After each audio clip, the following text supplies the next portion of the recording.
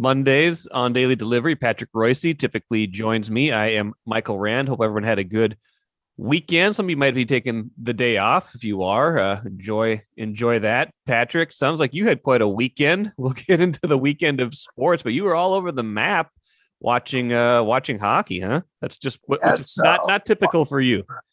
Well, the grandkids, the 12-year-old granddaughter was playing in Duluth, and the 11-year-old grandson was playing in Warroad.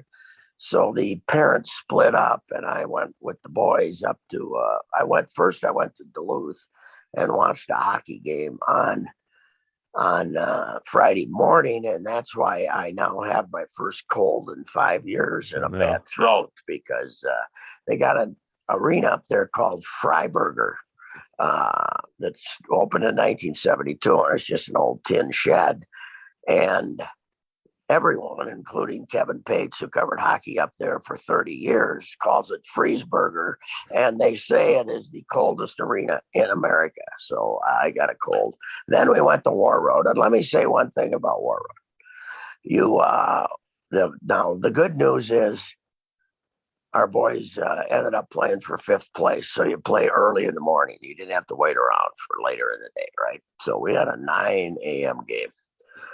So now you're leaving at 11:15 from Warroad to Minneapolis, St. Paul. There's no good way to get here. No. But when they tell you to go to Baudette and take a right and go down Highway 72, which is a two-laner through the bog, that whole area, that desolate area, they don't tell you that 65 people will be in cars going 40 miles an hour hauling fishing houses because they've been at the Lake of the Woods all weekend.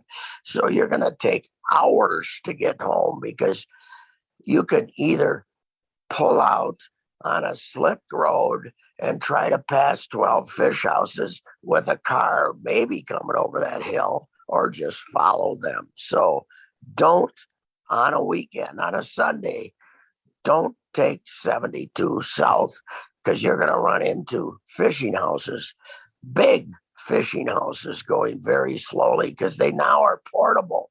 Mike, they have portable fishing houses.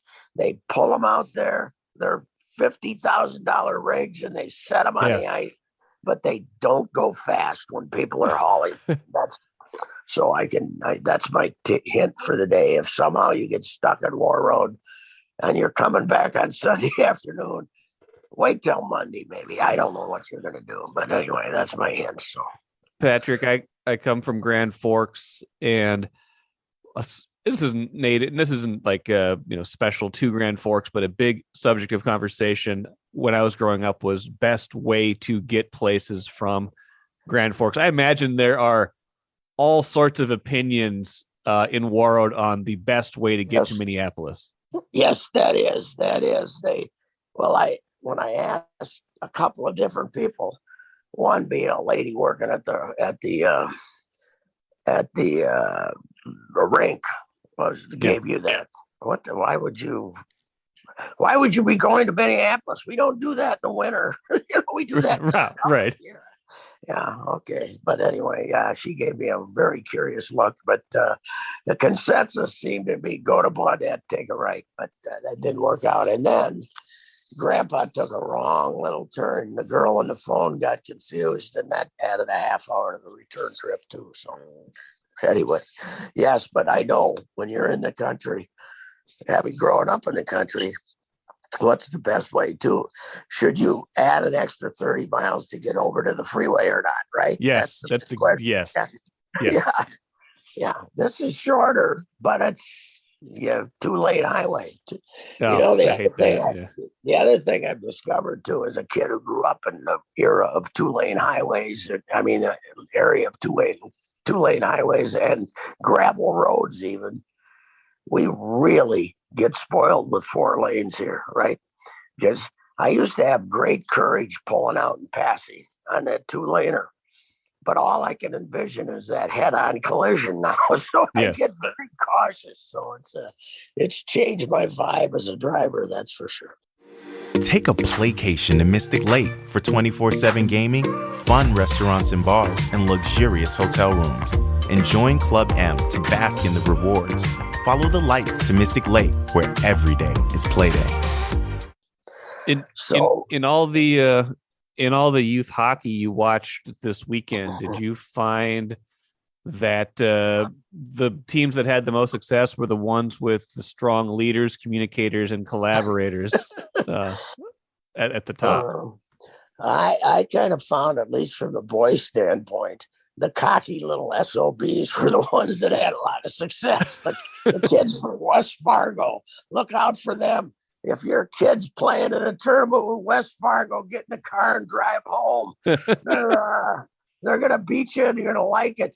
I'll give you this, and then we'll go into the making fun of the Wills. Yeah. But I'm in the elevator with the kid on Sunday morning or Saturday morning, and they're playing my grandson Luke's team, which is, they just got hammered by Silver Bay the night before. And West Fargo beat War Road bloody, right? So this kid's in the IC's West Fargo kid. I said, take it easy on those Woodbury lads this morning, will you, buddy?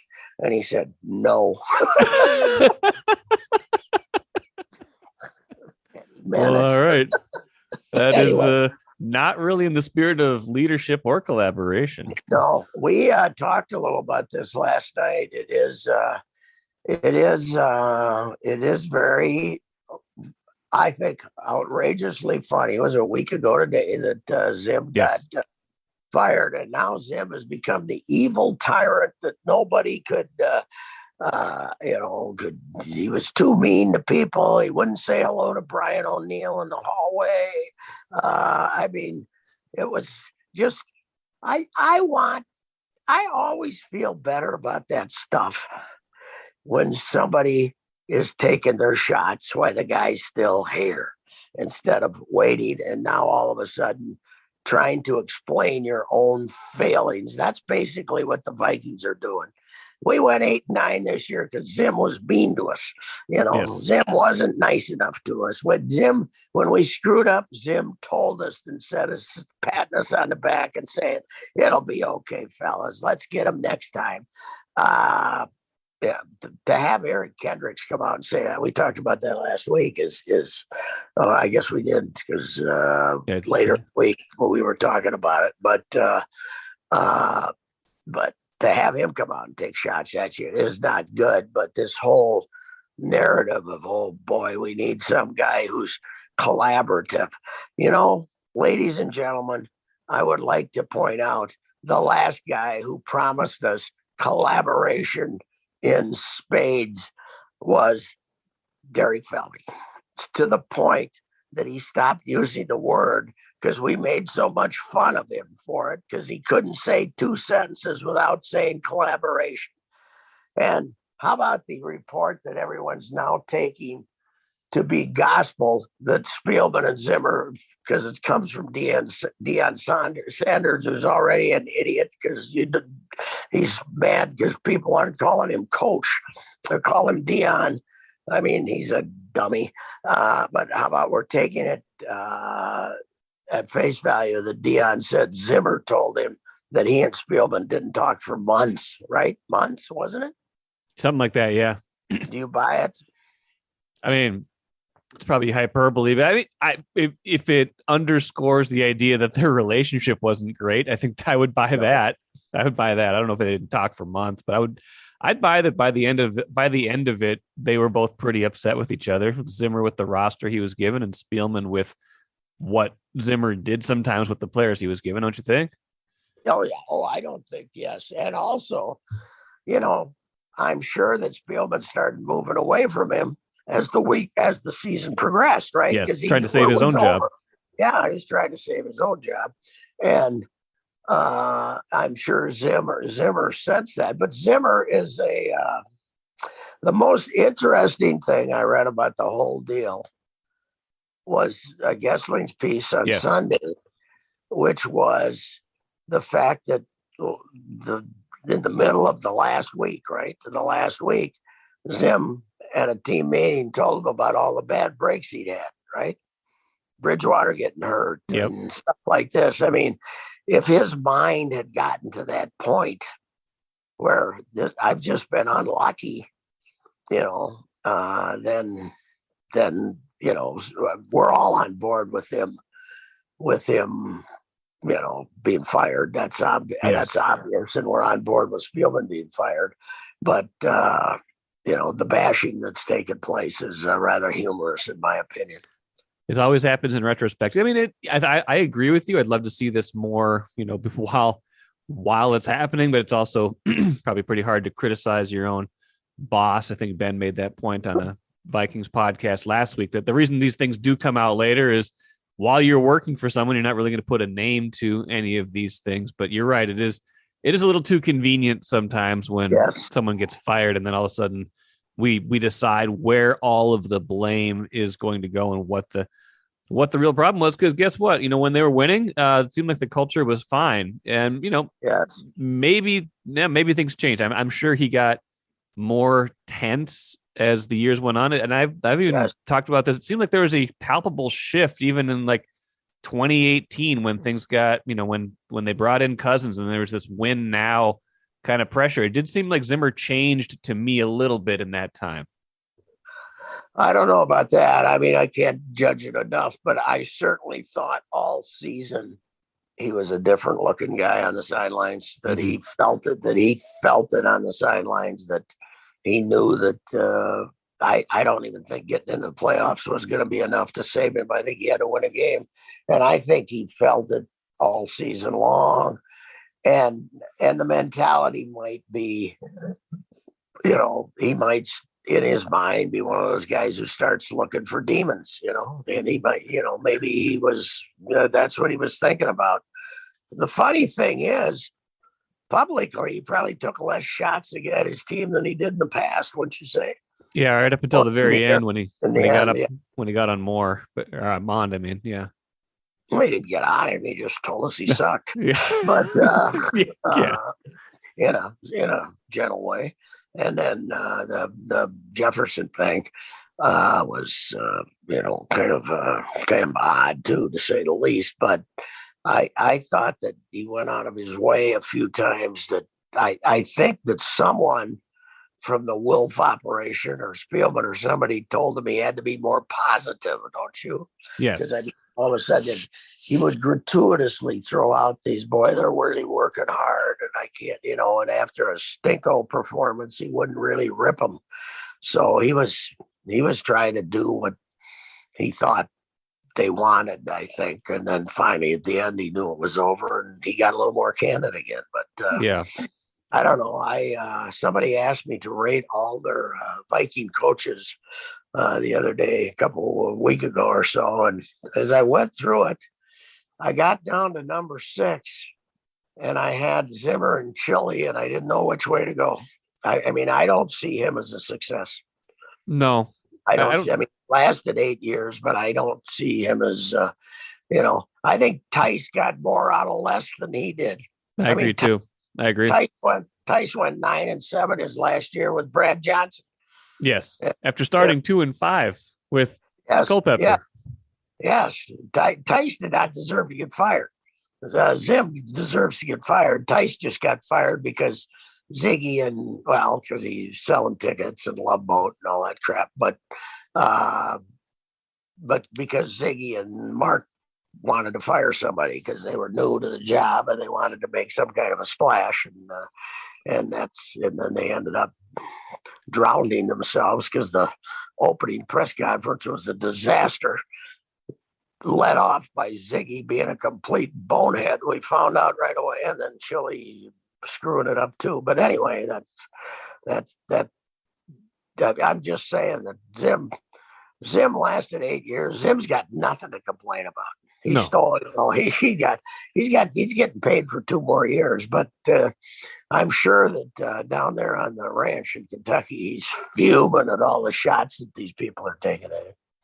It's like I wrote last week. I would love to hear from Mike Zimmer at some point. If there was one candid interview with Mike Zimmer in the aftermath of all this, that would be very interesting to hear.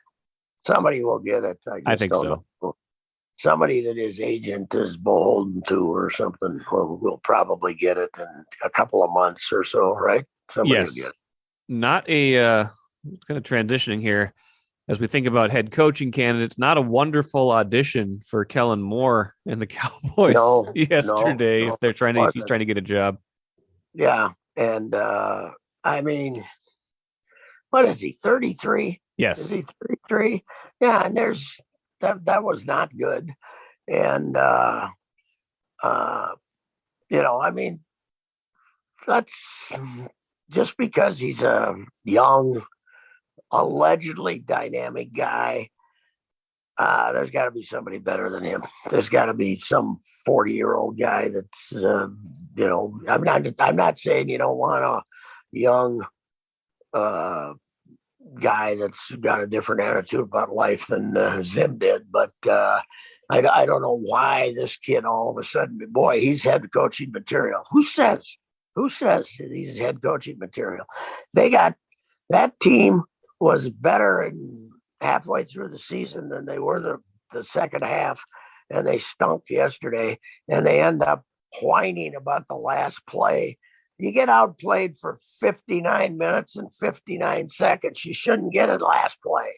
If your quarterback's so stupid, he doesn't hand the ball to the referee, to the umpire, so they can run one more play. That's your problem. So, but yeah, hopefully he's not the guy. I don't want him as the guy. I don't want some 33-year-old guy who we have no idea if he doesn't have enough of a track record.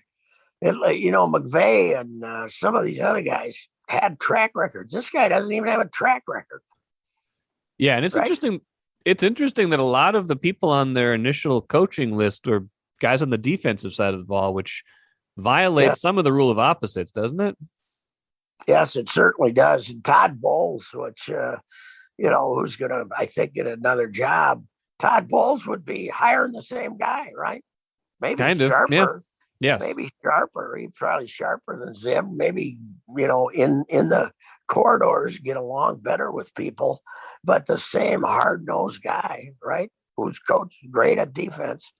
I don't know. I look at the list and it's not like, oh boy, I hope they get this guy. Is there somebody there? I don't know. No, I mean, again, it's trying to hire an NFL coach who from either coordinators or it happens so fast. These guys have to interview while they're trying to coach their actual teams in the playoffs in a lot of cases, which is just weird as well. Probably should wait till the off season, but yeah, I don't think there's that one candidate this offseason anyway that's just like, you got to have that guy. I think there's some interesting names out there. But yeah, there's not that one person that you're like, got to go get that guy. What do you say? Here's my theory. I got a theory. Okay. Let's try this. GM, the powerful Ron Wolf style general manager, who was the guy that turned around Green Bay. Yes. I'll give you the players, you coach them. Yeah. I think that the general manager, you should hire the right general manager, Osendorf, whoever it is, and say, you're certainly, coach, you certainly can give me your opinion. Yes. Right? Yes. But you're going to get who I decide to give you. And I'm the boss. So here is your roster. Go get him. And you can say, boy, I don't like this guy. I don't want to play. Then I'll take that into consideration. But if you want to release a kicker who's been there 2 weeks, I'm going to tell you, go back and take care of what you take care of, and I'll take care of your roster. I think the Vikings, their whole history, have intermingled that thing. And it's funny how in baseball and other sports, it's the general manager gives you the team, right? Yeah. Why not in football? Let's have that. Let's make sure we got the right general manager to get the right players, and then the coach doesn't become quite as important. No more triangle. No triangle of authority this time. No, or in this case, the dueling duo of authority. Yeah. And Spielman, I don't think Spielman's entitled to any complaints No. about Zimmer because he let him get away with stuff. He let him get away with releasing his kicker every 2 weeks. And, I guess you got to let the coach have his coaching staff, right? For the most part. Yes. Although you also can be the coach. You also can be the guy who said, hey, you signed off on John DeFilippo. We're going to give him the year here, pal. Right. We're gonna fire, just because you're upset because you had a lousy offensive game against the Bears. We're not going to fire this guy. We brought him in from Philadelphia. They need a strong general manager, and who is influenced zero by the Wolves because they don't know a football from a basketball. Right. So, that to me is what should be the real thing here. But it seems like in the NFL, we always we are much quicker to blame coaches than we are to blame general managers. I want the general manager to be so strong that he's the guy we blame if they don't win. Yeah, I think that's a good kind of setup for success, and it just comes down to, are they going to hire the right person or not? And I guess we'll find that out, because this could go one of two ways. Let me make a final thought on the Vikings, and we can talk a couple other things and get out of here. But this could go one of two ways. I mean, next year, this is a roster that's getting older, and you could see this being, you could see this going bad if they decide to run it a certain way. I mean, at least temporarily. This could be a 4 or 5 win team if they decide to do a certain thing. I don't think there will be, but this could, they make the wrong hire. This could get bad in a hurry. If you keep your quarterback, you'll be mediocre, right? Yes. You less than mediocre if you don't keep your quarterback, because it's a draft without any quarterbacks, and you're going to go get who? You look around at quarterbacks now. Who are you going to go get? Jalen Hurts? Right. I mean, you can't get him, but he stinks. The kid from Herbert, who we're all excited about, he's not like the god that we thought he was. I don't know where you go get your quarterback now, unless you get a upgraded Case Keenum type of guy. I would try to get rid of Cousins. I still like my Baker Mayfield trade, but what I'm saying is there's no easy answer for a quarterback right now. There's nobody okay, let's go get him. Well, who's going to be available? Yeah, no, that's true. It's kind of decide what you want to do. And I don't know if, it's a tough situation with Cousins, especially going into that last year of a contract, because if you bite the bullet and just play it out with him, it's going to make building a competitive team next year challenging. And if you decide you're going to extend him, then you're just kind of signing up for more of what the last 4 years have brought. So you almost have to kind of treat 2022 as a little bit of a rebuild, even if you don't want to say that, because that's kind of what it feels like. Well, yeah. Hunter, I don't think you'll keep Hunter, right? You're not going to keep Barr. Maybe you'll keep Hunter, but Hunter's got to play. That was an interesting part of the Zim thing, that he wanted Hunter to not have neck surgery is one of the things, right? Yes. But we don't know if that's true or not. We got to take somebody's word for that. So things like that. But who do they keep? I mean, that's that middle of the defensive line that they brought in, that turned out to be a disaster. Michael Pierce doesn't play. You get 30-year-old veterans who weigh 300 pounds, 350 pounds. There's a pretty good odds that they're not going to be durable, right? Yes. I mean, they made a lot of, just dumb decisions. The other thing, Mike, they got to get somebody in here who can rebuild the secondary. If there's a number one reason to rip Zim, is his area of expertise at the end was a disaster. His backfield. So doesn't help that 2 of the last 4 years they've taken cornerbacks in the first round, and neither one of them were on the roster in 2021. Yeah, that's Hughes and Gladney. one turned out to be a bad guy, a bad guy, but the other one. So anyway, one thing I wanted to mention is the whole idea of adding another playoff team. Oh yeah. And then having those two games yesterday. I mean, Roethlisberger should have mercifully been put out to pasture and not been in the playoffs. They stink. The Steelers are just not good. This is the worst they've been in the Tomlin era, and they end up stumbling in the playoffs and getting embarrassed. And the Eagles were terrible. The Eagles, when you're a Viking fan and saw some of the better Viking performances this year and saw some of the talent on that team and watched this collection of Eagles clowns with Jalen Hurts throwing the ball all over the building except to his own guys, and see that team make the playoffs. They had no business being in the playoffs. And that's what happens when you expand playoffs. You end up getting dog teams like this. We've been seeing it in the NBA for 100 years. That, the only league where 8 teams, 7 teams in the playoffs work is the NHL, because it's 2-1, 3-2. That's, it's the games are random, right?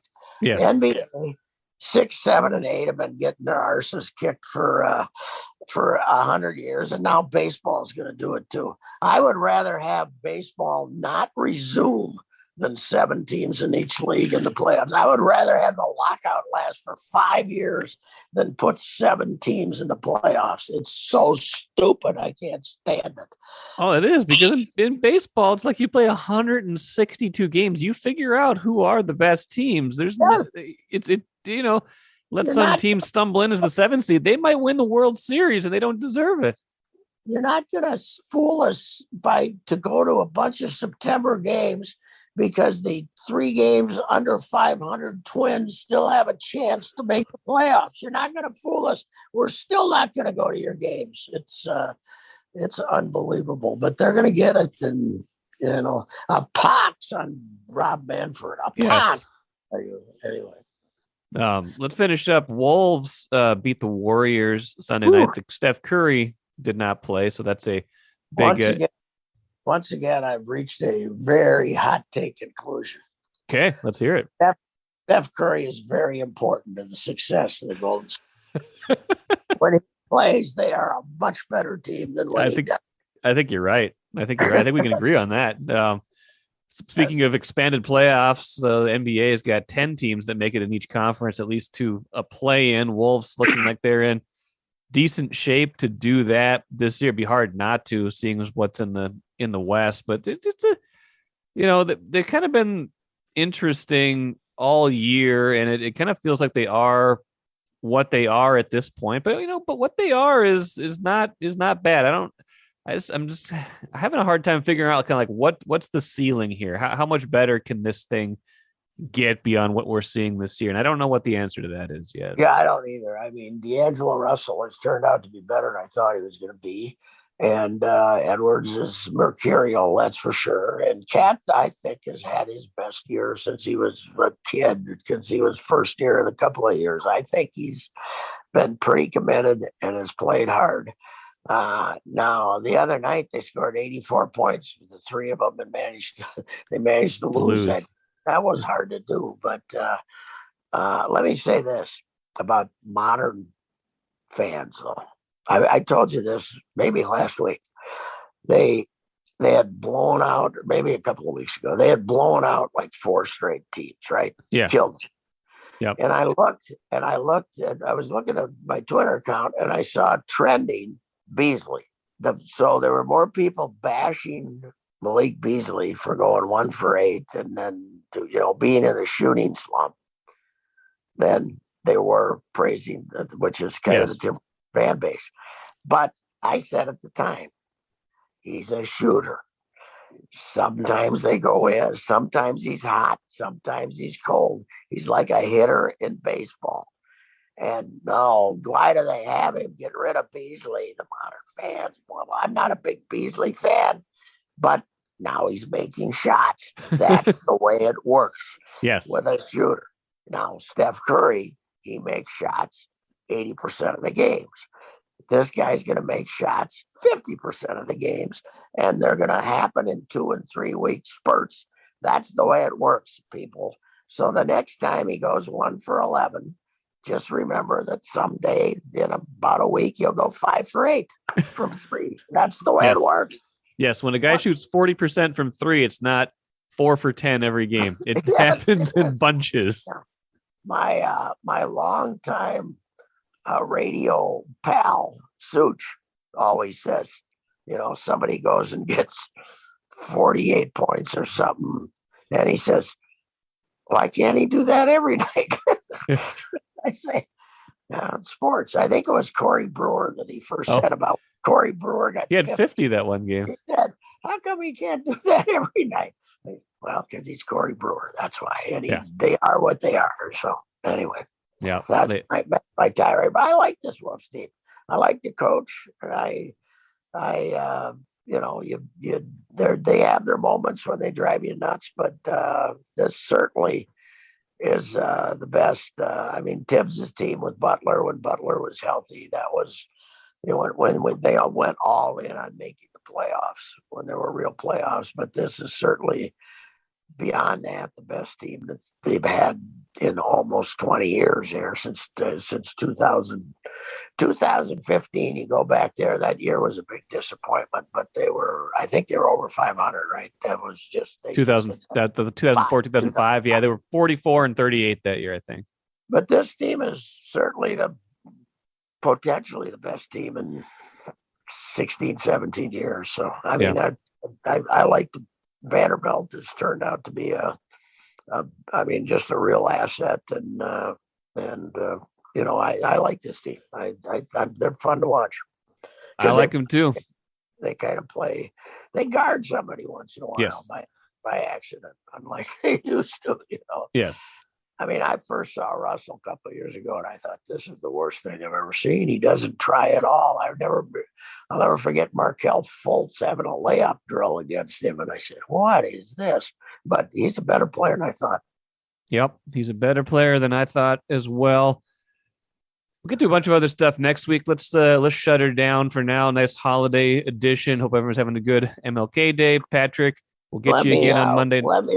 Let me send out a big salute to all of our friends, all of us, a friend of ours, John Ba Harrington, the coach of the Minnesota State Mankato Mavericks women's hockey team, and of course, a Miracle on Ice guy.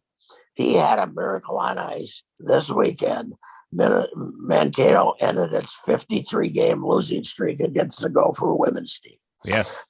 Ba's biggest victory since Lake Placid. Yes. All right, Patrick. 53 in a row. That's awesome. That's amazing. 53 in a row. That is amazing. Hooray, Ba. Way to go, buddy. All right. All right, Patrick. Thank you. Bye.